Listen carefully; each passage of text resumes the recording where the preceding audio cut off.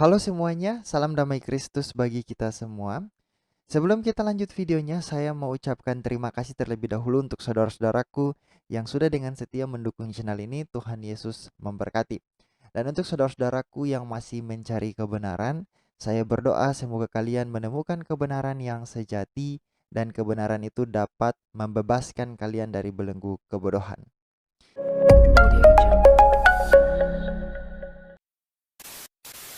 Kali ini saya ingin membagikan sebuah video dari salah seorang murtadin, tapi mungkin saya lebih senang menyebut mereka orang yang bertobat karena tadinya mereka berada dalam kegelapan, akhirnya mereka mengenal Kristus dan masuk ke dalam cahaya yang terang.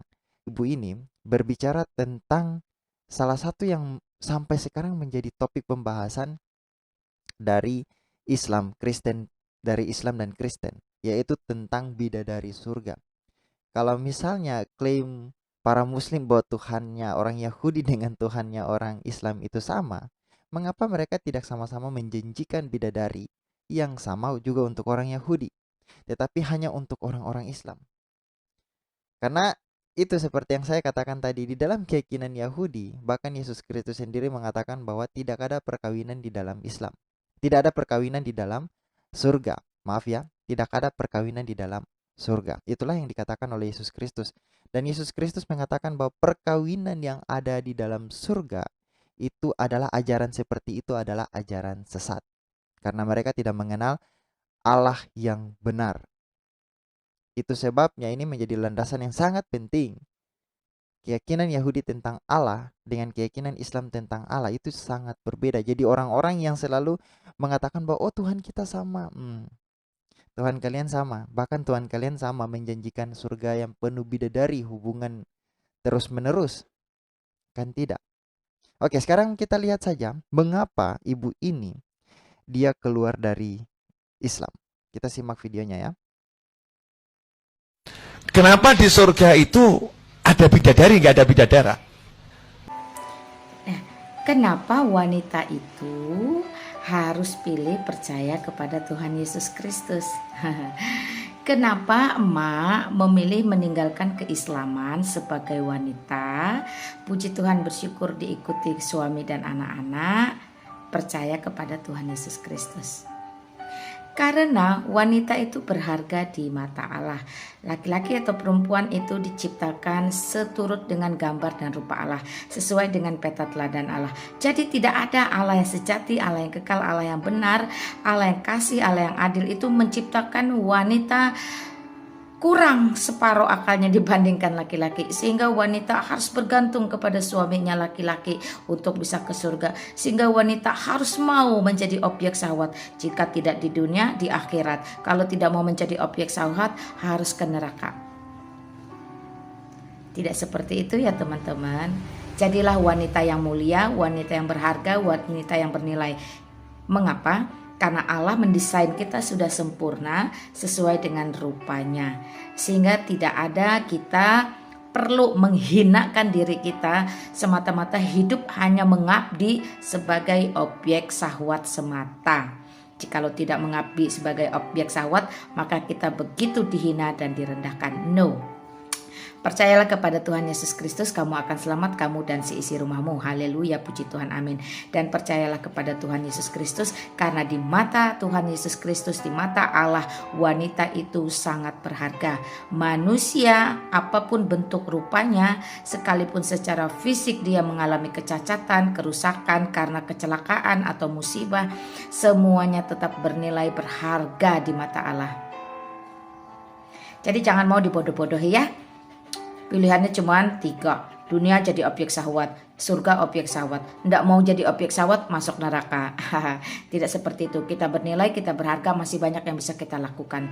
Dan ingat, surga yang kudus, agung, mulia, dan sakral tidak dipenuhi lagi dengan hawa nafsu kedagingan. Ya, itu bukan surga, itu surga buatan manusia ya. Surga buatan manusia itu maybe yes, maybe no.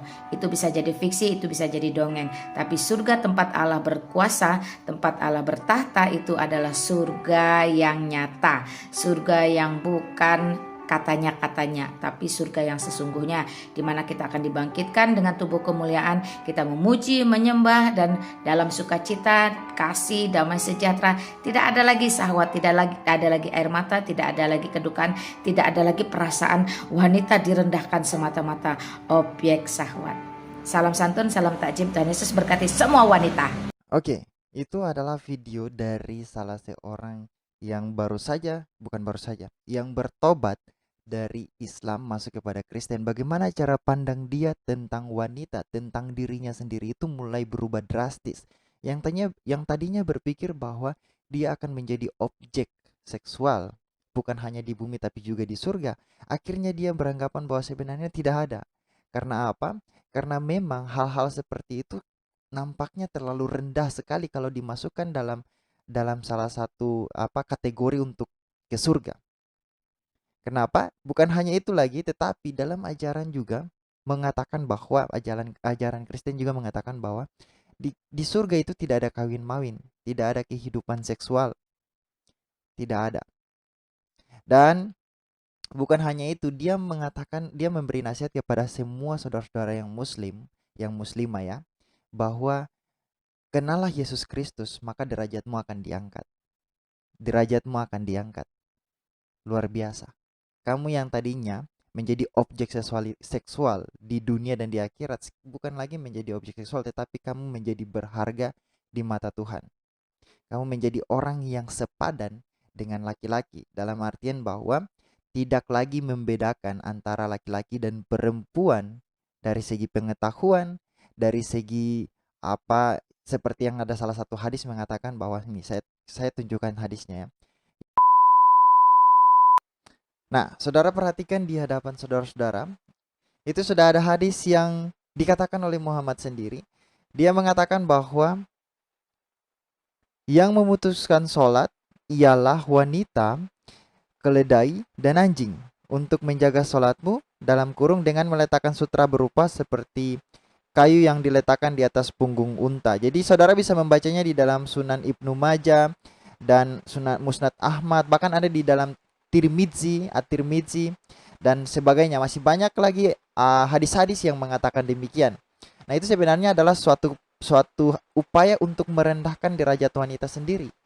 Kenapa harus wanita yang menjadi objek di mana sholat itu dinyatakan batal ketika mereka ada di hadapan orang-orang yang sedang sholat?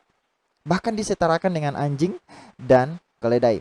Makanya apa yang dikatakan oleh Mbak yang tadi yang keluar dari Islam dan masuk kepada kekristenan, dia mengatakan bahwa percayalah kepada Yesus Kristus maka derajatmu akan diangkat. Kalian, hai kaum wanita. Oke, saya rasa mungkin itu saja yang ingin saya sampaikan. Semoga video ini bermanfaat bagi saudara-saudara, dan untuk saudara-saudara yang mencari kebenaran, semoga kalian menemukan kebenaran yang sejati dan kebenaran itu dapat membebaskan kalian dari belenggu kebodohan. Kita jumpa di video berikutnya. Tuhan Yesus memberkati.